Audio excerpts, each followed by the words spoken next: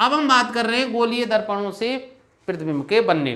देखिए गोलीय दर्पण दो प्रकार के होते हैं, अवतल दर्पण और उत्तल दर्पण। इन दोनों दर्पणों से प्रतिबिंब की रचना कैसे होगी? हम जानते हैं प्रतिबिंब की रचना कब होती है, जब किसी वस्तु से निर्गत प्रकाश किरणें दर्पण से टकराएं और दर्पण से जो टकराने के पश्चात उनका परावर्तन होगा। दोनों प्रकाश किरणें जहां मिलने या मिलती हुई प्रतीत हों वहां प्रतिबिंब की रचना होती है।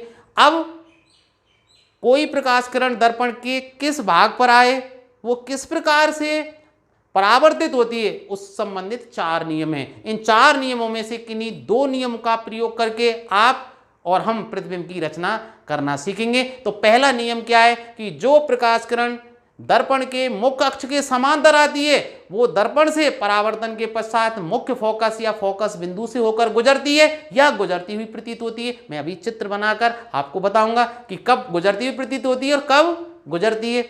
दूसरा नियम, जो प्रकाश किरण दर्पण के सेंटर ऑफ कर्वेचर अर्थात वक्रता केंद्र से होकर आती है वो प्रकाश किरण दर्पण से टकराकर पुनः उसी मार्ग से वापस लौट जाती है, अर्थात उसी मार्ग से परावर्तित होकर वापस लौट जाती है। तो ध्यान रखना, दर्पण के वक्रता केंद्र पर आने वाली प्रकाश किरण दर्पण से परावर्तन के पश्चात उसी मार्ग से वापस लौट जाती है। नंबर 3 कि जो प्रकाश किरण दर्पण के ध्रुव पर आपतित होती है वो परावर्तन के नियम का पूर्णतः पालन करती है। मतलब क्या हुआ कि आपतित प्रकाश किरण दर्पण के मुख्य अक्ष के साथ जितना कोण बनाएगी, दर्पण से परावर्तित प्रकाश किरण भी दर्पण के मुख्य अक्ष के साथ उतना ही कोण बनाएगी। समझ में कब आएगा? जब मैं चित्र बनाकर आपको बताऊंगा। चौथा और अंतिम, यदि कोई प्रकाश किरण दर्पण के मुख्य फोकस से होकर दर्पण पर आपतित हो तो वो दर्पण से परावर्तन के पश्चात मुख्य अक्ष के समांतर निकल जाती है। अब मैं इन 4 नियमों को आपके लिए बोर्ड पर लिखता हूं, आप स्क्रीनशॉट लेकर इसको अपनी नोटबुक में नोट कर लेना।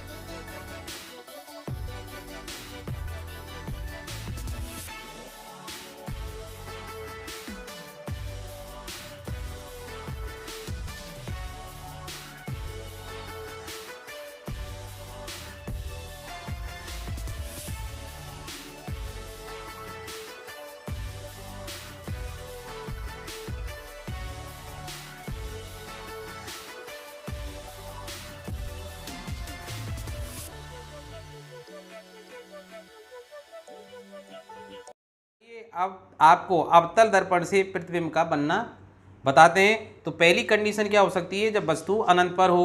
अब अनंत पर स्थित वस्तु से हम जानते हैं जो आने वाली प्रकाश किरणें हैं वो मुख्य अक्ष के समांतर आती हैं। तो जैसे ये एक आपको अवतल दर्पण दिख रहा है जिसकी दबी हुई सतह परावर्तक पृष्ठ के रूप में कार्य कर रही है, जबकि उभरी हुई सतह इसकी पॉलिश हुई है।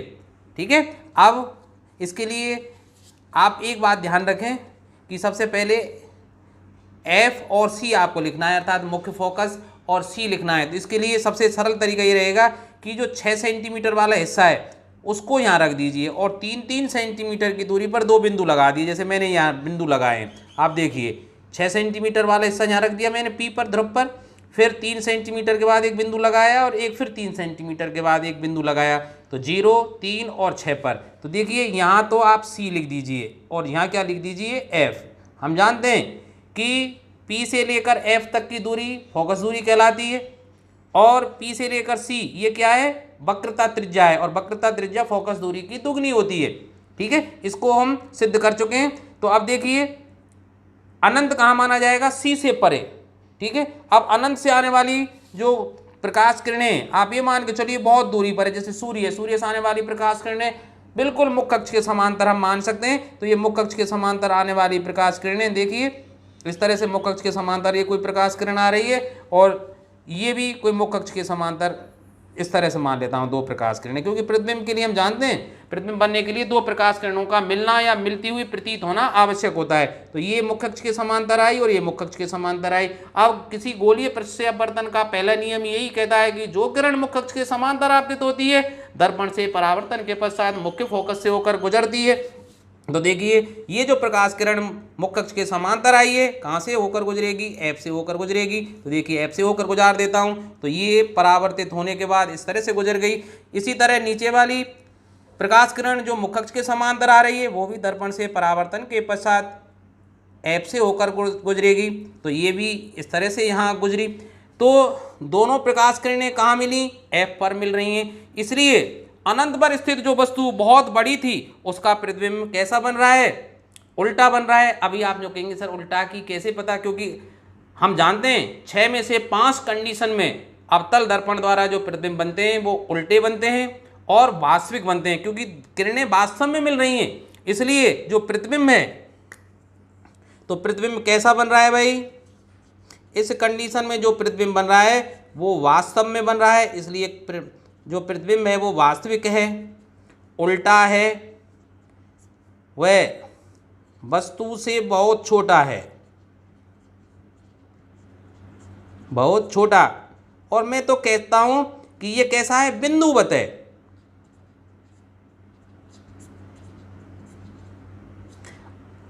अब दूसरी कंडीशन लेते हैं भाई कि जब वस्तु अनंत और वक्रता केंद्र के मध्य हो।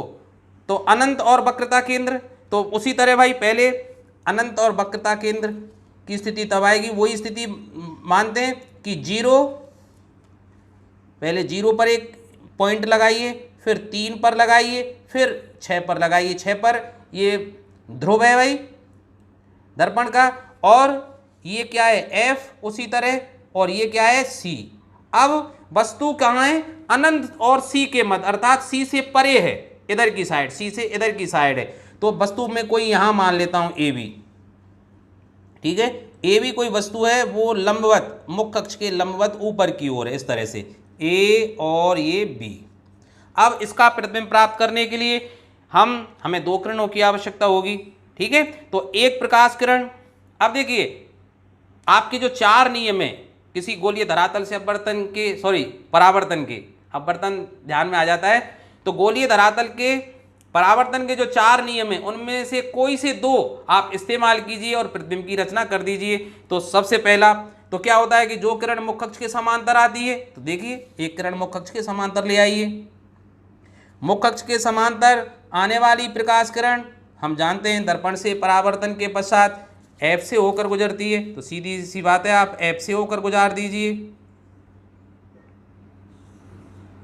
अब एक प्रकाश किरण आप देखिए, अब 2 कंडीशन है आपको, या तो C से ले आइए, अगर C से प्रकाश किरण हम लेके आएंगे तो आपको जो दर्पण है वो बड़ा बनाना पड़ेगा, ठीक है, और C से आने वाली प्रकाश किरण दर्पण से टकराकर पुनः उसी मार्ग से लौट आती है। और एक प्रकाश किरण आप कहां से लेकर आ सकते हैं, F से होकर, क्योंकि जो प्रकाश किरण F से होकर आती है, ठीक है, वो मुख्य अक्ष के समांतर निकल जाती है। दूसरी, तीसरी और चौथी कंडीशन क्या हो सकती है कि एक प्रकाश किरण आप पोल से लेके आइए, ध्रुव से लेकर आइए, और ध्रुव पर आने वाली जो प्रकाश किरण है परावर्तन के नियमों का पूर्णतः पालन करती है, अर्थात वो जितने कोण परावर्तित होती है उतने ही कोण से परावर्तित होकर निकल जाती है। तो आप कोई सी भी विधि इस्तेमाल कर लीजिए। तो चलो इसका इस्तेमाल कर लेते हैं कि प्रकाश किरण मान लेते हैं F से होकर आ रही है, ठीक है, F से होकर आ रही है, तो ये प्रकाश किरण आपतित किरण हुई।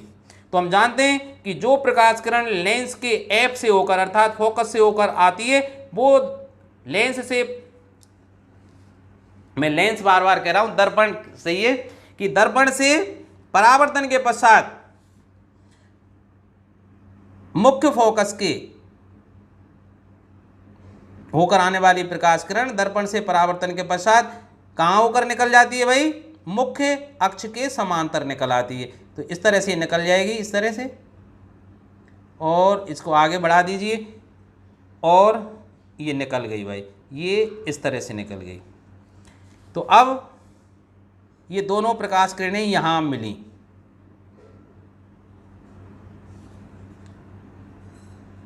यहां, और इसका नामकरण क्या रख देता हूं मैं, A' और B'। तो आप देखिए कि यदि वस्तु अनंत और वक्रता केंद्र के मध्य स्थित है तो प्रतिबिंब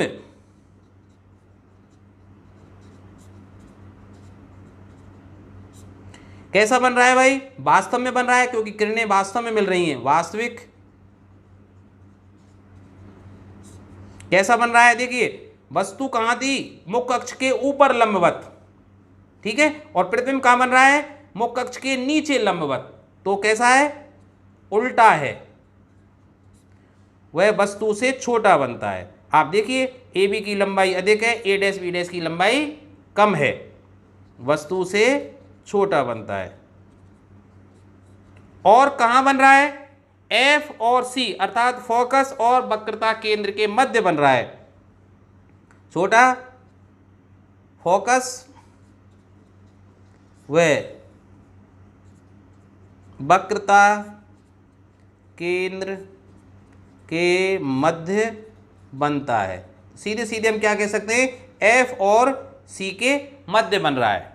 तो ये बात आपको याद रखनी। हाँ, आप ये कह सकते हैं कि अगर क्या होता यदि मैं इस प्रकाश किरण को ध्रुव से होकर ले आता, तो आप निकाल के देख लीजिए, वैसे 2 किरणें सफिशिएंट है, 2 किरणों का मिलना प्रतिबिंब के लिए पर्याप्त होता है। आप तीसरी भी ला सकते हैं अगर आप चाहें। तो जो प्रकाश किरण ध्रुव से होकर आती तो ध्रुव पर आने वाली प्रकाश किरण उसी कोण से परावर्तित होती है, अर्थात अगर ये कोण थीटा बन रहा है तो परावर्तित किरण भी थीटा कोण ही बनाएगी। तो वो बिल्कुल इसी तरह से निकलती, ये इस दिशा होती है उसकी, इस तरह से निकल जाती, तब भी वो कहाँ मिलती, यहीं मिलती जो ये आपको प्रतिबिंब बन रहा है, ठीक है। ये कोण भी क्या होता, उस समय थीटा ही होता। तो ये आपतित किरण हो जाती BP, और PB' ये क्या हो जाती, परावर्तित प्रकाश किरण हो जाती। तो ठीक है, आपको समझ में आ गया ना। यदि वस्तु कहाँ है, C से परे अर्थात अनंत और वक्रता केंद्र के मध्य, तो उसका वास्तविक उल्टा वस्तु से छोटा F और C के मध्य प्रतिबिंब प्राप्त होता है A' B', इस तरह से। अब देखिए, अब थर्ड कंडीशन पे आते हैं कि वस्तु वक्रता केंद्र पर स्थित हो, ठीक है। तो वक्रता केंद्र पर स्थित होने के लिए उसी तरह भाई आप फिर वही प्रक्रिया अपनाइए कि 3-3 सेंटीमीटर की दूरी पर आप चिन्ह लगा लीजिए। तो देखिए 0 पर एक चिन्ह लगाया, 3 पर लगाया और एक 6 पर लगाया, तो 6 ध्रुव हो जाता है दर्पण का मध्य बिंदु। ये क्या है? एफ, मुख्य फोकस या फोकस बिंदु जिसको कहें, ये वक्रता केंद्र है। और अब वस्तु कहाँ है? सी पर है, तो वस्तु को मैं सी पर बना देता हूं इस तरह से। चलो अब के पेन बदल देते हैं। ये है बस, ये वस्तु है ए और बी। तो इसका प्रतिबिंब प्राप्त करने के लिए वही प्रक्रिया अपनाइए। आपको 4 किरणों के बारे में पता है, मैं फिर बार बार रिपीट कर रहा हूं कि जो प्रकाश किरण मुख्य अक्ष के समांतर जाती है, दर्पण से परावर्तन के पश्चात एफ से होकर गुजरती है। जो प्रकाश किरण दर्पण के ध्रुव पर आपतित होती है, वो उतने ही कोण से परावर्तित हो जाती है, अर्थात परावर्तन के नियम का पूर्णतः पालन करती है। और जो प्रकाश किरण एफ से होकर आती है, अर्थात मुख्य फोकस से होकर आती है, वो दर्पण से परावर्तन के पश्चात मुख्य अक्ष के समांतर निकल जाती है। तो ये नियम आपको ध्यान रखना है। और जो प्रकाश किरण, हाँ एक और है चौथा, कि वक्रता केंद्र से आने वाली प्रकाश किरण दर्पण से परावर्तन के पश्चात उसी मार्ग से वापस लौट आती है। तो अब सी से तो भाई इसमें आएगी नहीं प्रकाश किरण, तो अब एक प्रकाश किरण में मुख्य अक्ष के समांतर ले आता हूं भाई। तो एक किरण मुख्य अक्ष के समांतर ले आए, मुख्य अक्ष के समांतर आने वाली प्रकाश किरण परावर्तन के पश्चात देखिए मैं दूसरे रंग से बना रहा हूं, एफ से होकर गुजरेगी। आपको कुछ भी रटने की जरूरत नहीं है, आप तो सीधे बिल्कुल बना दीजिए अगर आपकी नाप सही है तो, ठीक है। अब दूसरे आप कहाँ से लेके आइए, एक किरण को कहाँ, एफ से होकर ले आइए। चलो एक प्रकाश किरण को एफ से ले आइए या ध्रुव से लेकर आ जाइए। तो एफ से होकर ले आते हैं भाई दूसरी इस प्रकाश किरण को। चलो मैं एक और रंग इस्तेमाल कर लेता हूँ। एक प्रकाश किरण एफ से होकर ले आए इस तरह से भाई, ये आपतित किरण हुई। तो ये दर्पण से परावर्तन के पश्चात मुख्य अक्ष के समांतर निकलेगी। तो इस तरह से भाई देखिए समांतर में, देखिए ये जो मुख्य अक्ष वाली रेखा है इसके बिल्कुल समांतर हमको रखना है।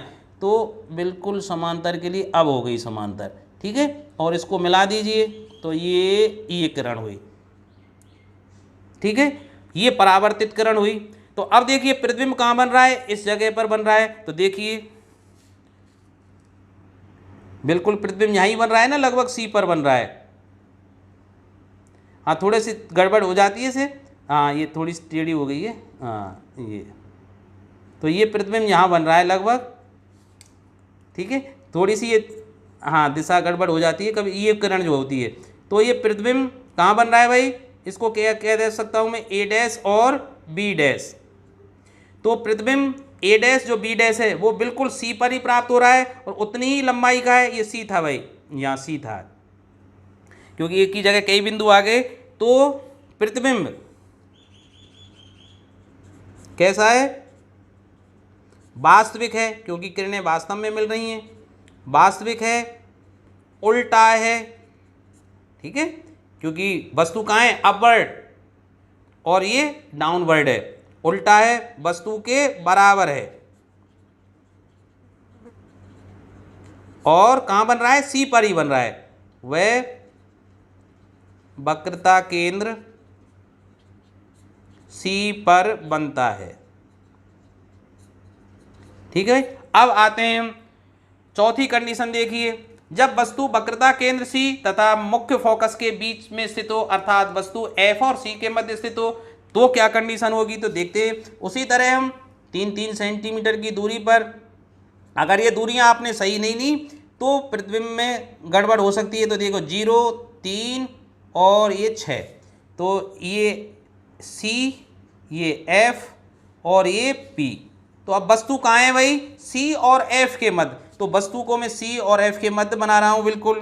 तो देखिए ये वस्तु है हमारी, लंबवत ऊपर की ओर स्थित है, ये वस्तु हुई ए और ये बी, ठीक है, ये वस्तु हुई ए बी।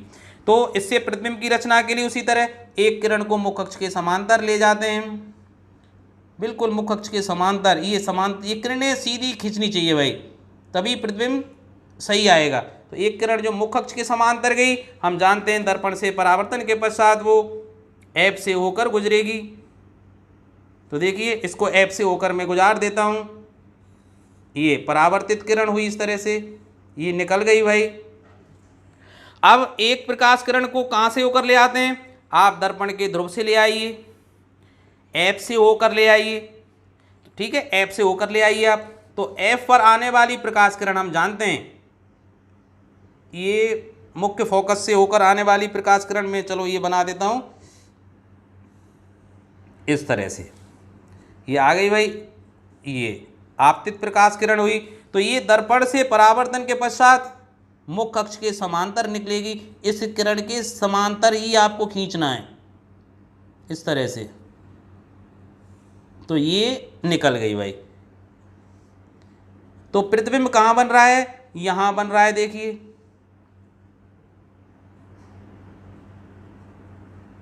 ये प्रतिबिंब बना भाई ए डैश और ये बी डैश। तो प्रतिबिंब कहाँ बन रहा है, सी से परे।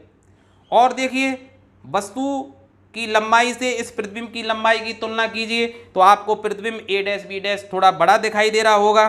तो देखिए भाई, आप तीर का निशान कुछ ऐसा लग रहा होगा कि मैंने वैसे कर दिया है, बिल्कुल पॉइंट यहां मिल रहे हैं भाई, ठीक है।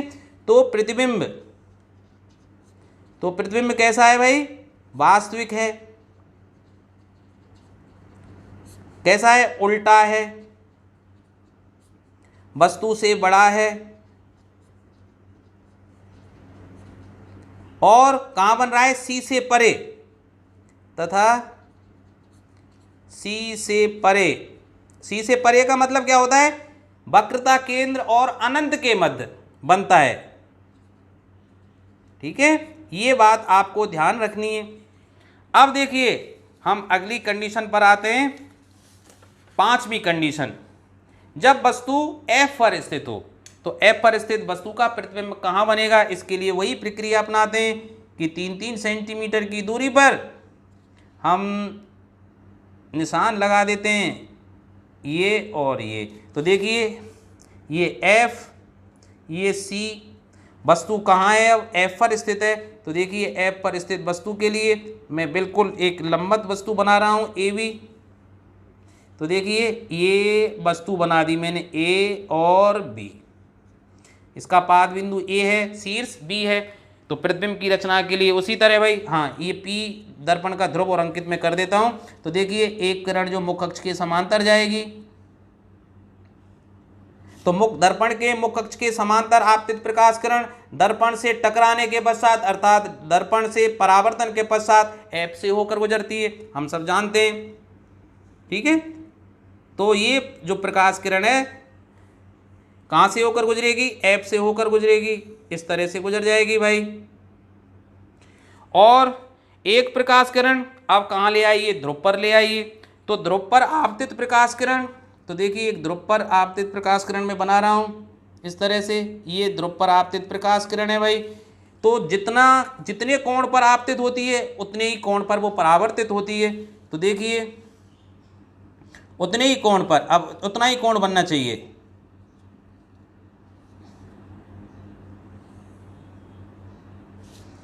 इसका मतलब ये किरणें अभी मिल नहीं रही हैं, पर यहाँ देखिए, ध्यान से देखिए, यहाँ इन दोनों की जितनी चौड़ाई है, ये चौड़ाई जैसे जैसे हम दूर जाते जा रहे हैं ये चौड़ाई कम होती जा रही है, और ऐसी संभावना है कि ये कहीं आगे जाके मिलेंगी, और जहाँ आगे जाके मिलेंगी, जैसे यहाँ आके मिली या कहीं जाके मिलेंगी, तो प्रतिबिंब उस स्थिति में बहुत बड़ा बनेगा, और उस स्थिति को मैं क्या कह सकता हूँ, अनंत कह सकता हूँ, ठीक है।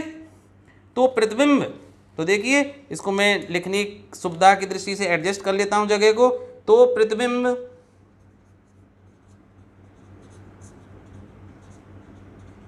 कैसा बनेगा, वास्तविक, उल्टा, वस्तु से बहुत बड़ा,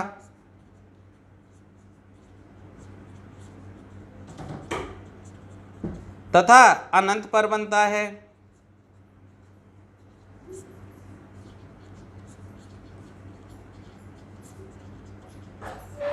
अब ध्यान रखें भाई, अगर आप प्रकाश किरणों को मिला देते हैं और इस तरह से खींच देते हैं तो वो स्थिति अनंत वाली नहीं रहेगी, क्योंकि तब हम क्या कहेंगे कि प्रतिबिंब अनंत और वक्रता केंद्र के मध्य बन रहा है। तो ध्यान रखें, इन प्रकाश किरणों को ऐसी स्थिति में छोड़ते हैं कि वो मिलती हुई प्रतीत हों, मिलाना नहीं है, नहीं तो मिलने की स्थिति में वो प्रतिबिंब की स्थिति गलत मानी जाएगी, क्योंकि तब हम क्या कहेंगे उस स्थिति में कि दर्पण के वक्रता केंद्र और अनंत के मध्य बन रहा है। तो अब ये चूंकि मिल नहीं रही है, मिलती हुई प्रतीत हो रही है, ऐसा लग रहा है कि कहीं अनंत पर जाके ये मिलेंगी, इसलिए हम कह सकते हैं कि प्रतिबिंब वास्तविक उल्टा वस्तु से बहुत बड़ा और अनंत पर बनता है। अब हम लास्ट कंडीशन पर आते हैं, जब वस्तु फोकस और ध्रुव के मध्य स्थित हो। तो उसी तरह से भाई हम अंकन तो वो वही करेंगे।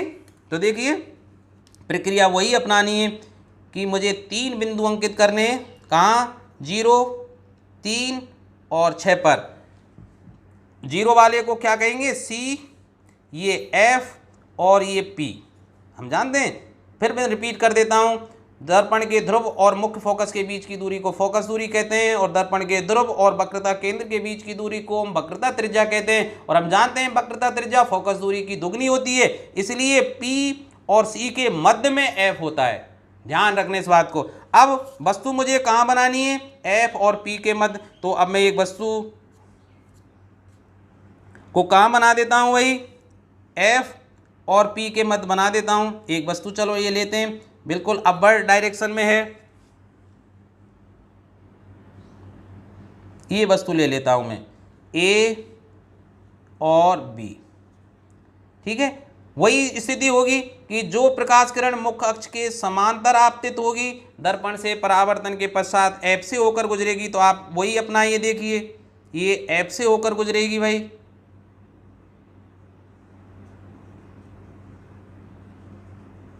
ये F से होकर गुजरेगी, ठीक है, इस तरह से गुजर गई।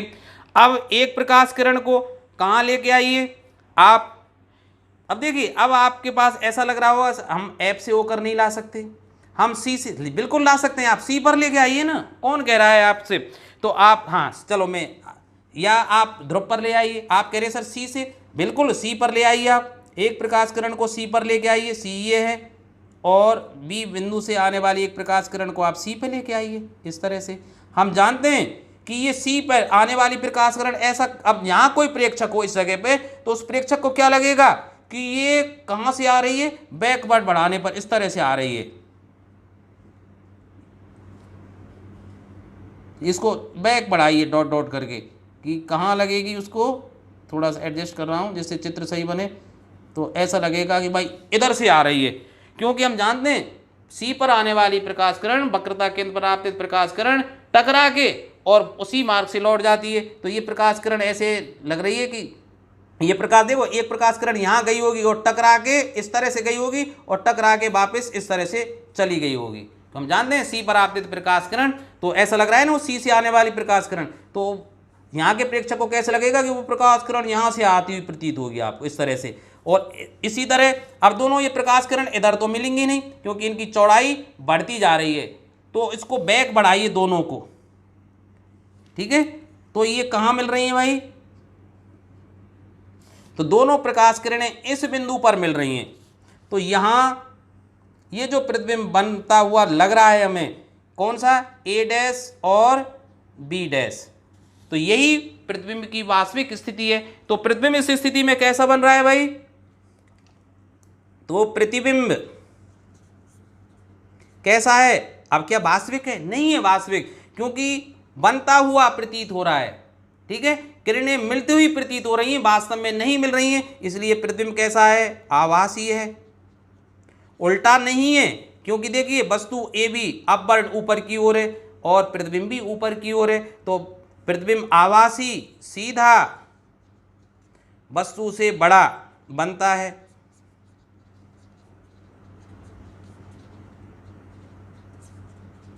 यह कंडीशन विशेष बन जाती है और परीक्षा की दृष्टि से अति महत्वपूर्ण है। तो इस तरह से ये 6 स्थिति प्रतिबिंब की बन रही हैं। आप, आशा है आपको ये समझ में आ गई होंगी। अब इन 6 स्थिति को आप एक टेबल में नोट कर सकते हैं, और हम अगर टेबल में इनको नोट करें तो आप देखेंगे कि ये एक दूसरे के उलट हैं। तो आप देख ही लीजिए कि जब वस्तु अनंत पर है, तो सोचिए जब वस्तु अनंत पर है तो प्रतिबिंब कहाँ बन रहा है, F पर बन रहा है, और कैसा बन रहा है, बिल्कुल छोटा बन रहा है, F पर बन रहा है, यहाँ F पर बनता है, ये F मैंने लिखा नहीं है। तो अब देखिए जब वस्तु F पर हो। अब देखिए यहाँ पांचवी कंडीशन में, जब पहली कंडीशन क्या है, वस्तु अनंत पर है तो प्रतिबिंब F पर, और जब वस्तु F पर है तो प्रतिबिंब कहाँ है, अनंत पर। तो ये एक दूसरे की उलट स्थिति है। इसी तरह आप देखिए कि जब वस्तु अनंत और वक्रता केंद्र के है तो प्रतिबिंब कहाँ बन रहा है, F और C के मध्य बन रहा है। देखिए F और C के मध्य बन रहा है, और जब वस्तु F और C के मध्य हो तो प्रतिबिंब भी कहाँ बनना चाहिए, अनंत और वक्रता केंद्र के मध्य। तो देख लीजिए ये स्थिति बनती है आपके यहाँ कि जब वस्तु कहाँ हो, C और मुख्य फोकस C और F के मध्य हो तो प्रतिबिंब भी कहाँ बन रहा है, C से परे अर्थात वक्रता केंद्र और अनंत के मध्य बन रहा है। यहाँ तो आप देख ही लीजिए वस्तु अगर वक्रता केंद्र पर है तो प्रतिबिंब भी वक्रता केंद्र पर बन रहा है। तो कहने का मतलब ये कि वस्तु को जैसे जैसे हम दर्पण के समीप लेते आते हैं, प्रतिबिंब की लंबाई या प्रतिबिंब का जो आवर्धन है वो बढ़ता जाता है और प्रतिबिंब दर्पण से परे बनता जाता है। इसी तरह अगर किसी वस्तु को हम अवतल दर्पण से कहाँ लेकर आए, परे लेकर जाएं, तो प्रतिबिंब का आकार छोटा होता चला जाएगा। यही वास्तविक स्थिति है। अब इन 6 स्थिति को मैं एक तालिका में नोट कर लेता हूं और आपको दिखाता हूं।